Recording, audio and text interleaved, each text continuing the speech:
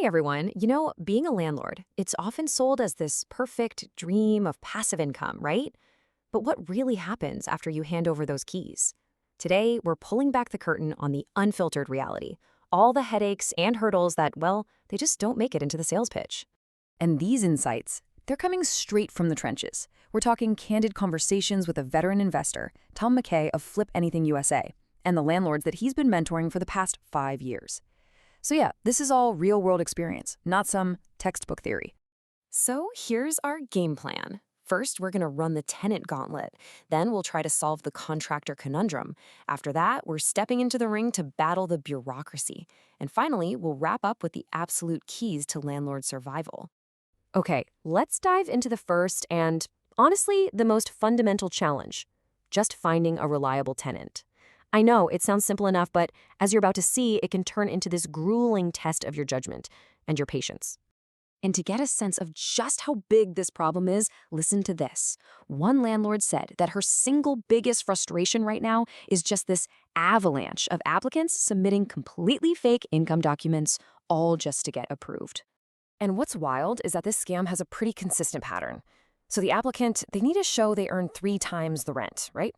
So they just create a fake W-2. And the experienced landlords, they've learned to spot the red flags.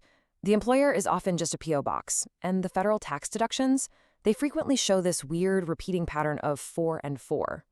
It's a simple little formula that causes huge headaches. Now, to try and avoid some of these issues, a lot of landlords think about Section 8 tenants, and it's a real trade-off.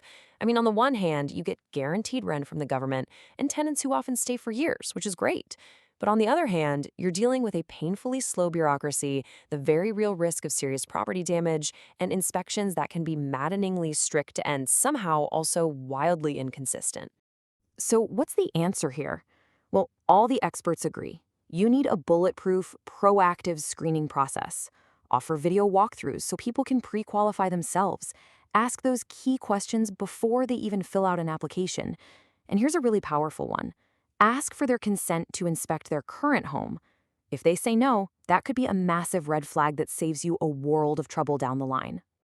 All right, so once you actually have a tenant, the focus shifts to maintaining the property. And that brings us to our next major challenge: managing contractors. This, my friends, is where your budget and your sanity can be truly tested. Just picture it. You've done all your homework. You've set a firm budget for a big renovation project. You have a solid plan. What could possibly go wrong? Well, as it turns out, pretty much everything. And to see just how sideways things can get, check out this real-world example from one investor. They started a major rehab with a detailed budget of $130,000. The final bill? $200,000. That's a 54% cost overrun. That kind of thing can turn a promising investment into an absolute financial nightmare. And this really gets to the core advice from Tom McKay. Look, it's not that you have to swing the hammer yourself, but if you're going to manage these projects, you absolutely have to educate yourself.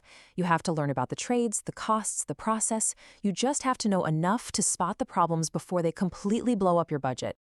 This explainer is brought to you by Tom McKay from FlipAnythingUSA.com.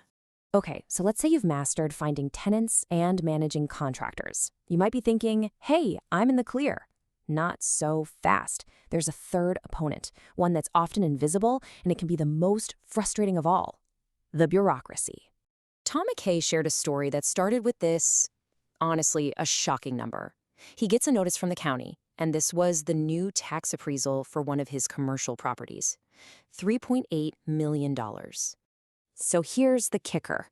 The actual market value of that property, it was closer to $2 million. The county's appraisal was nearly double what the building was actually worth.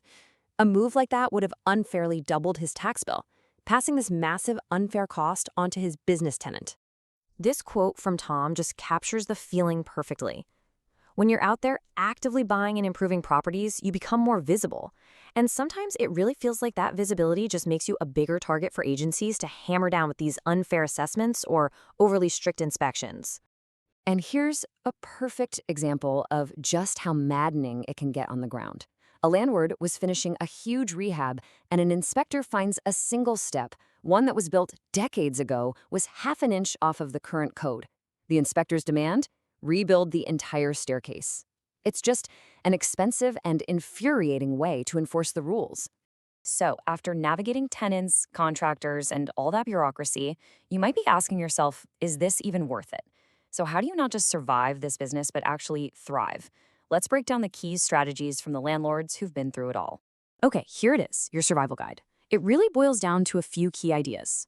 First, you have to maintain control. That means hiring your subcontractors directly and keeping track of everything with tools like group texts. Second, you got to think long-term. Pay for quality work because it's always cheaper than fixing mistakes later, and try to avoid those huge fixer-uppers that carry massive risk. And finally, you have to be your own best advocate. Learn the business by managing it yourself, at least at first, and always be prepared to fight an unfair tax assessment. Which, it brings us to our final question. After hearing all of this, what do you think? Is being a landlord really a path to financial freedom, or is it just a full-time, frontline battle against total chaos? The truth, it seems, is probably somewhere in the middle.